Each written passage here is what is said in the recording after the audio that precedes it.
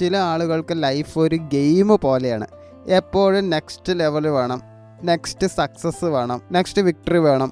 അവർ കാമായി കാണും, ഫ്രണ്ട്ലിയായി സംസാരിക്കും, പക്ഷെ ഉള്ളിൽ എപ്പോഴും കോമ്പറ്റീഷൻ മാത്രമേ ഉള്ളൂ. അതാണ് വിശാഖ നക്ഷത്രം.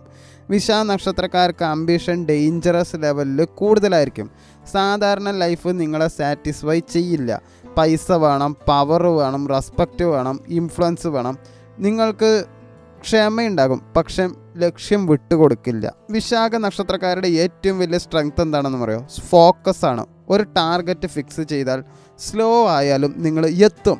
ആളുകളെ ഇംപ്രസ് ചെയ്യാനും ഇൻഫ്ലുവൻസ് ചെയ്യാനും നാച്ചുറലി നിങ്ങൾക്ക് കഴിയും. പക്ഷേ നിങ്ങളുടെ ഏറ്റവും വലിയ വീക്ക്നെസ് ഒബ്സഷനാണ്. പ്രണയം ആയാലും കരിയർ ആയാലും സക്സസ് ആയാലും മൈൻഡ് എക്സ്ട്രീമായിട്ട് അറ്റാച്ച് ചെയ്യും.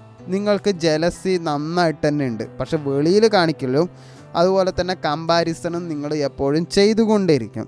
പുറത്ത് കാമായിട്ട് അഭിനയിക്കും. മെയ് മാസം വിശാഖ നക്ഷത്രക്കാർക്ക് ഇമോഷണലി ഇൻറ്റൻസ് ആയിരുന്നു. Career pressure, relationship, ego issue, money tension, mental frustration ഇതെല്ലാം ഉണ്ടായിട്ടുണ്ടാവും. പുറത്ത് കോൺഫിഡൻ്റ് ആയിട്ടൊക്കെ കാണിക്കും, പക്ഷെ ഉള്ളിൽ പ്രൂവ് ചെയ്യാൻ പറ്റാത്തതിൻ്റെ ദേഷ്യം നന്നായിട്ട് ഉണ്ടായിരുന്നു. ചിലർക്ക് എനിക്ക് എല്ലാവർക്കും കാണിക്കണം ഞാൻ ആരാണ് എന്ന ഫീലിങ്സൊക്കെ നന്നായിട്ട് വന്നിട്ടുണ്ടാവും. പക്ഷേ ജൂൺ മാസം വിശാഖ നക്ഷത്രക്കാർക്ക് ഒരു ബ്രേക്ക് ത്രൂ മന്താണ്. കരിയർ സൈഡാണെങ്കിലും വളരാനുള്ള ഓപ്പർച്യൂണിറ്റീസൊക്കെ ഉണ്ട്. Leadership, business, public dealing, politics, social influence ഇവയിലെല്ലാം നിങ്ങൾക്ക് കുറച്ച് വിസിബിലിറ്റി കൂടും. ഒരുപാടൊന്നുമില്ല, ചെറുതായിട്ടൊന്ന് കൂടും. ആളുകൾ നിങ്ങളുടെ ഡിറ്റർമിനേഷൻ, അതായത് ആത്മാർത്ഥത എന്തായാലും നോട്ടീസ് ചെയ്യും. പക്ഷേ അംബീഷൻ ഡേഞ്ചറസ് ലെവലിൽ പോയാൽ നിങ്ങൾക്ക് സ്ട്രെസ്സ്, ബേൺ ഔട്ട്, ജോലി സ്ഥലത്ത് ശത്രുത ഇതെല്ലാം കൂടാൻ സാധ്യത വളരെ കൂടുതലാണ്. റിലേഷൻഷിപ്പ് സൈഡ് വളരെ ഇൻറ്റൻസ് ആണ്. വളരെ ഡീപ്പ് അറ്റാച്ച്മെൻ്റ് ഉണ്ടാവും, നല്ല പൊസസീവ്നെസ്സും ഉണ്ടാവും, ജലസി ഉണ്ടാവും.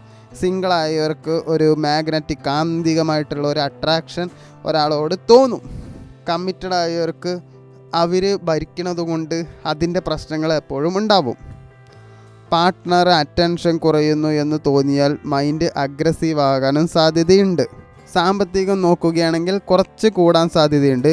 ബിസിനസ് എക്സ്പാൻഡ് ചെയ്യാം, നെറ്റ്വർക്കിങ്ങിൻ്റെ ബെനിഫിറ്റ് ഉണ്ടാവും, അതോറിറ്റി റിലേറ്റഡ് ഗ്രോത്തും ഉണ്ടാവും. പക്ഷേ റിസ്ക്കി ആയിട്ടുള്ള ഇൻവെസ്റ്റ്മെൻറ്റ് കുറച്ച് ഡേഞ്ചർ ആണ്. സ്റ്റാറ്റസ് മെയിൻറ്റെയിൻ ചെയ്യാൻ വേണ്ടിയിട്ട് നിങ്ങൾ വെറുതെ അനാവശ്യമായിട്ട് പൈസ ചിലവാക്കും. അതിൻ്റെ ആവശ്യമേ ഇല്ല. നിങ്ങൾ സമാധാനമാണ് തിരഞ്ഞെടുക്കേണ്ടത്. കാരണം സ്റ്റാറ്റസ് മെയിൻറ്റെയിൻ ചെയ്യുമ്പോൾ ആളുകൾ അത് പിന്നെ മറക്കുകയേ ചെയ്യുകയുള്ളൂ.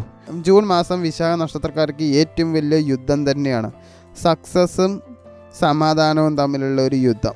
ഒരു സൈഡിൽ എനിക്ക് ജയിക്കണം എന്നുള്ള വിചാരവും അതുപോലെ വേറെ സൈഡിൽ എനിക്ക് മാനസികമായിട്ട് കുറച്ച് വേണം എന്നുള്ള ഒരു വിചാരവും ഉണ്ട്. വിശാഖ നക്ഷത്രക്കാർക്കൊരു ഹിഡൻ ഫിയർ ഉണ്ട്, അതായത് ആരോടും പറയാത്തൊരു പേടിയുണ്ട്. ഞാൻ തോറ്റു പോകുമോ എന്നുള്ള പേടിയാണ് എപ്പോഴും ഉണ്ടാവുക. അതുകൊണ്ട് ചിലപ്പോൾ ആളുകളെ പോലും നിങ്ങളൊരു കോമ്പറ്റീഷനായിട്ട് കാണാറുണ്ട്. നിങ്ങൾ പ്രണയിക്കുമ്പോഴും നല്ല ഇൻറ്റൻസ് ആണ്, വർക്ക് ചെയ്യുമ്പോഴും നല്ല ഇൻറ്റൻസ് ആണ്, വെറുക്കുമ്പോഴും നല്ല ഇൻറ്റൻസ് ആണ്. അതുകൊണ്ട് പുറത്ത് നല്ല ചാമാണ്, ഉള്ളിൽ ഭയങ്കര വിശപ്പാണ്. അതാണ് വിശാഖ നക്ഷത്രം.